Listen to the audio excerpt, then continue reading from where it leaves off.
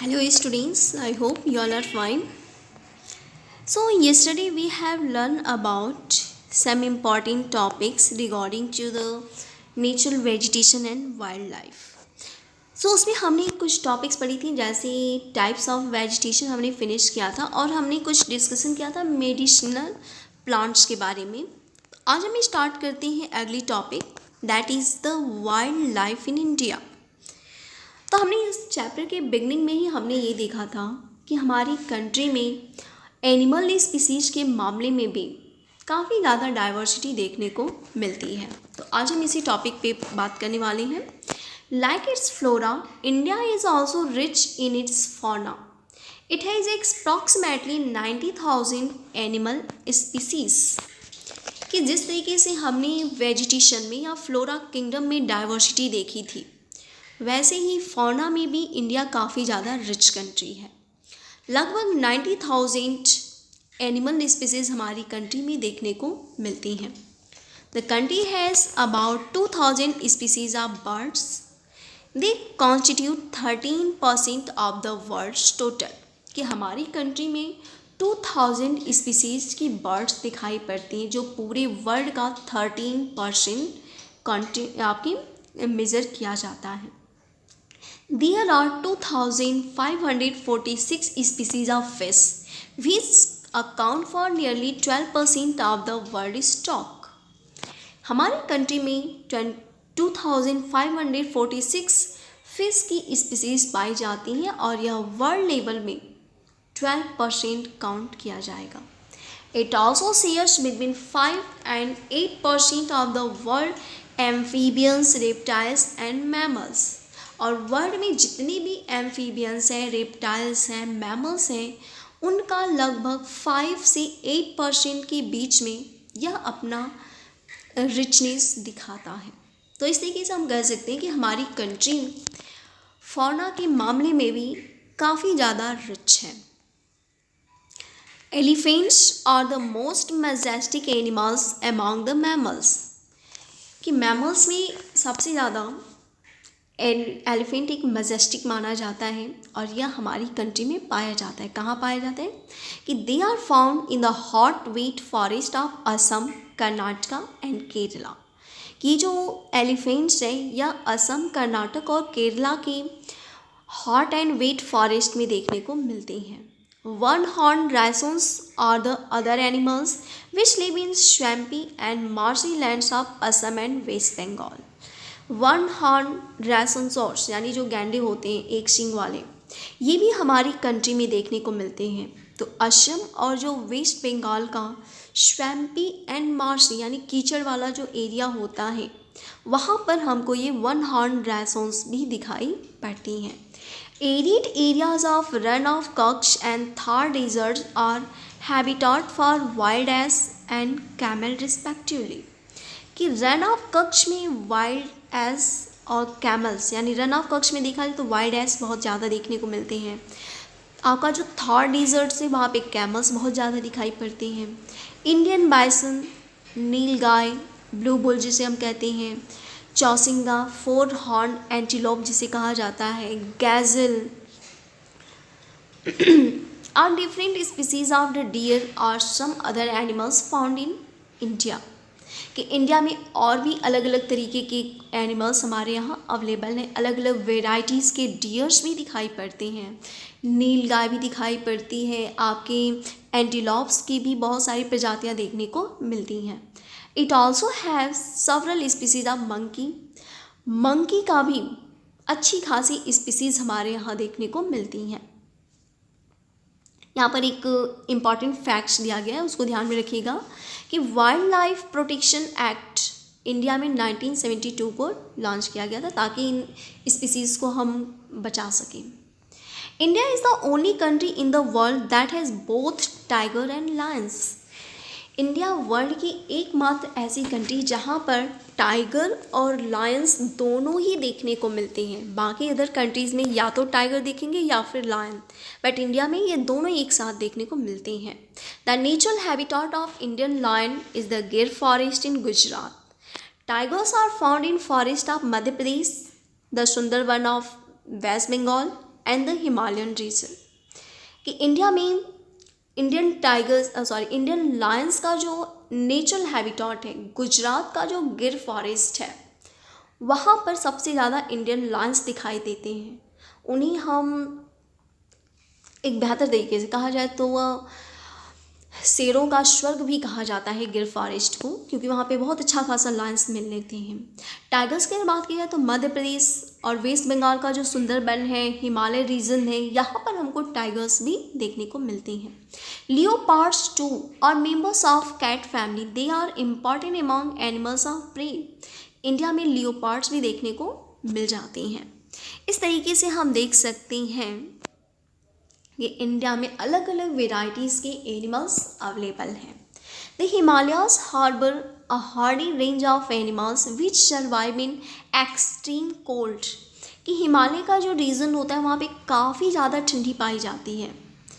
Ladakh freezing high altitude और a home to yak the shaggy horn wild hogs weighing around 1 ton. इनका the Tibetan antelope, the bharal blue sheep जिसे कहा जाता है, wild सीप, Kyung जिसे तिब्बतन वाइल्ड एस कहा जाता है, इस तरीके के जो जानवर होते हैं जो ठंडे प्रदेशों में पाए जाते हैं, ये सब भी हिमालय रीजन में देखने को मिल जाती हैं।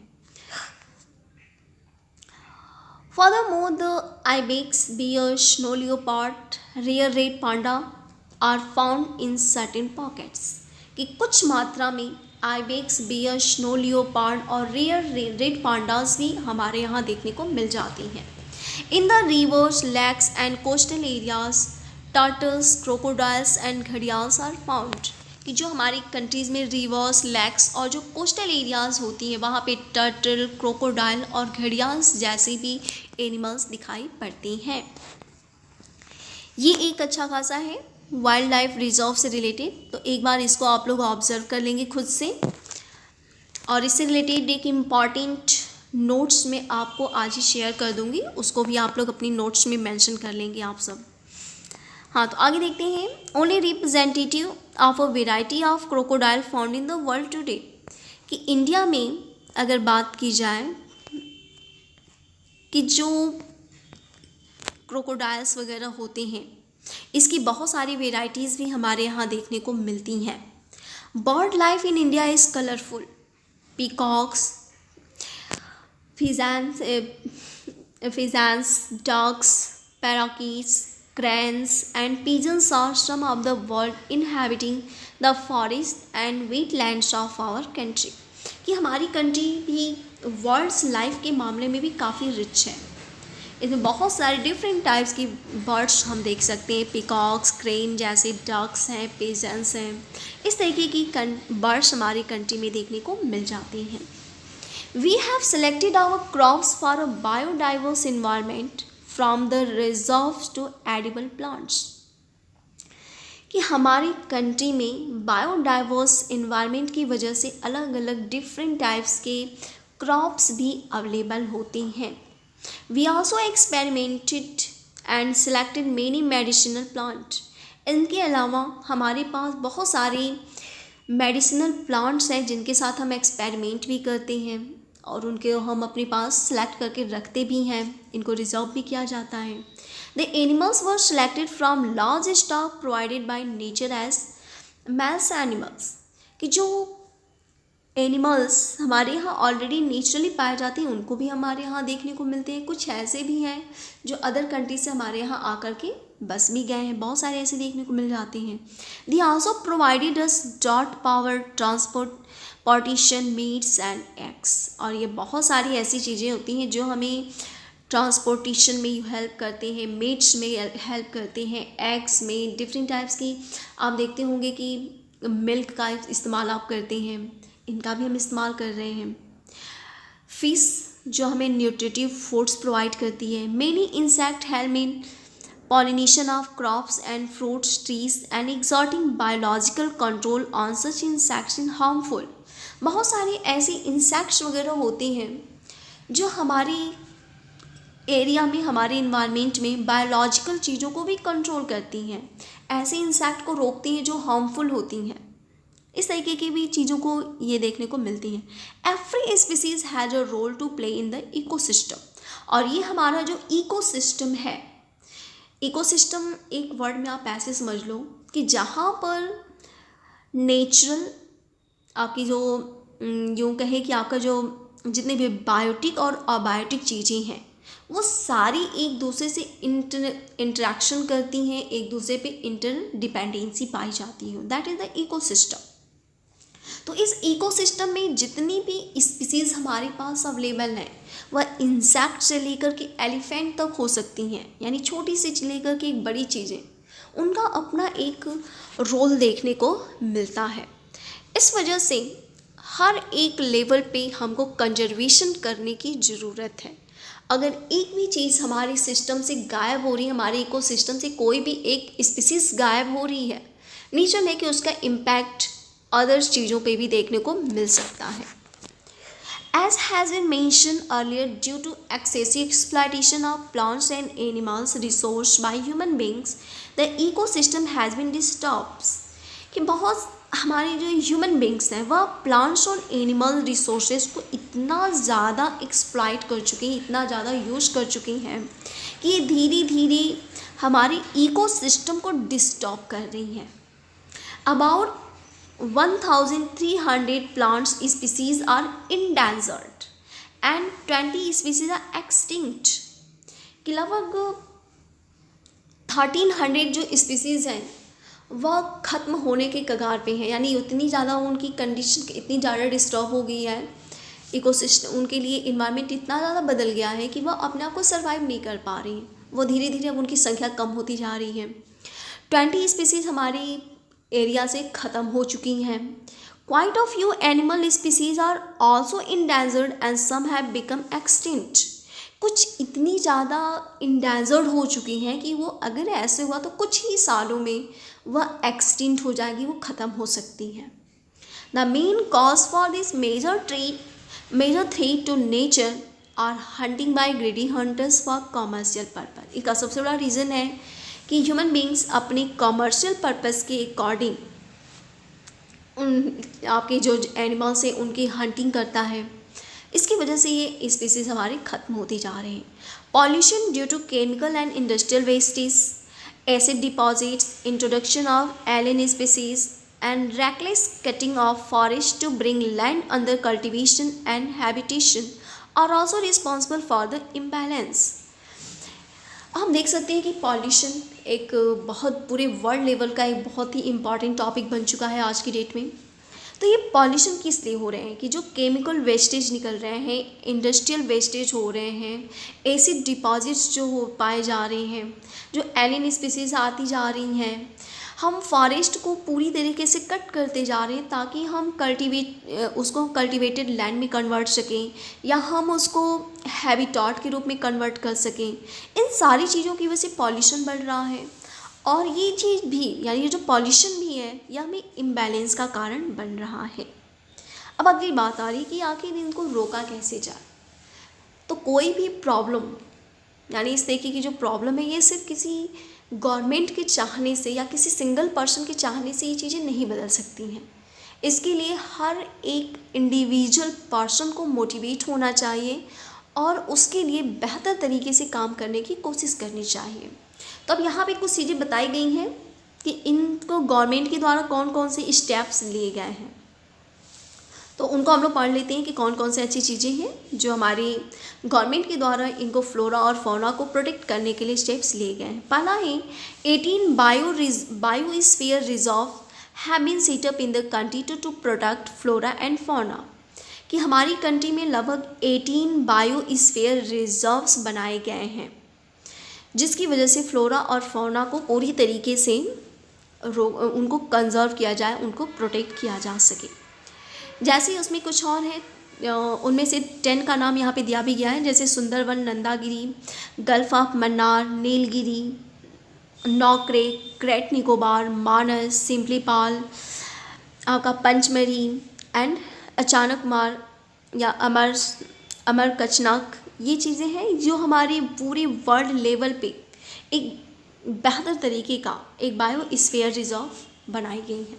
तो इंडिया में ये सारे लोकेशन को क्या कर दिया गया, प्रोटेक्ट करने के लिए एक इनको रिजर्व किया गया, गवर्नमेंट के द्वारा प्रोटेक्ट किया गया है। और इसका मेन यही है कि इंडिया की जितनी भी बायोस्फीयर रिजर्व से उनको बचाया जा सके। तो यहाँ पर कुछ नाम दिए गए हैं, लगभग 14 बायो रिजर्व के नाम इस लिस्ट में दिए गए हैं, जैसे Sundarban, Gulf of Mannar, Nilgiri, Nandagiri, Nokrek, Great Nicobar, Manas, Simlipal, Dihang Dibang, Dibru Saikhowa, Agasthya Malai, Kanchenjunga, फिर है पंचमढ़ी, अचानकमार एंड अमरकंचक। ये आपके 14 बायोस्फीयर रिजर्व के बारे में बात की गई है। दूसरा स्टेप हम लोग देखते हैं कि क्या की गई है कि financial and technical assistance is provided to many botanical gardens by the government since 1992। कि जैसे कुछ ऐसे भी ट्रीज़ वगैरह हैं जिनका इस्तेमाल फाइनेंशियली और टेक्निकल चीज़ों को सपोर्ट करने के लिए की जाती हैं। तो ऐसे जो बॉटेनिकल गार्डन आपके गवर्नमेंट के द्वारा लॉन्च करने की बात की गई है और उनको बेहतर तरीके से कार्य करने की, उस पर काम करने की शुरुआत की गई 1992 से। तो इसमें जैसे कच्छ है, कोल्ड डेजर्ट, इसके अलावा सैसमचलम है, शेषाचलम है, फिर पन्ना है। ये आपके कुछ बायोटेक्निकल गार्डन्स के तौर पे इनको बनाए जाने की कोशिश की जा रही है। अगला है प्रोजेक्ट टाइगर को लॉन्च किया जाना। जैसे प्रोजेक्ट टाइगर हुआ, प्रोजेक्ट राइनो हुआ, project great Indian bustard and और many other eco development project has been introduce. जैसे टाइगर को प्रोटेक्ट, टाइगर की संख्या कम होने लगी तो उसको क्या कर दिया गया, प्रोजेक्ट टाइगर लॉन्च किया गया, 1973 से स्टार्ट किया गया इंडिया में।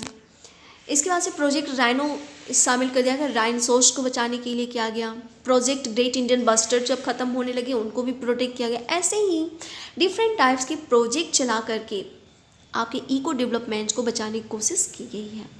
अगला है कि 103 national park, 535 wild life sanctuaries and zoological gardens are set up to take care of natural heritage. India जो नेचुरल हेरिटेज हैं इनको बचाने के लिए इंडियन गवर्नमेंट के द्वारा 103 नेशनल पार्क बनाए गए हैं, 535 वाइल्ड लाइफ सेंचुरीज और जूलॉजिकल गार्डन्स यहाँ पर सेटअप किए गए हैं ताकि इन सारे एनिमल्स को हम प्रोटेक्ट कर सकें, फ्लोरा फौना के जो डाइवर्सिटी है उनको वेल मेंटेन किया जा सके।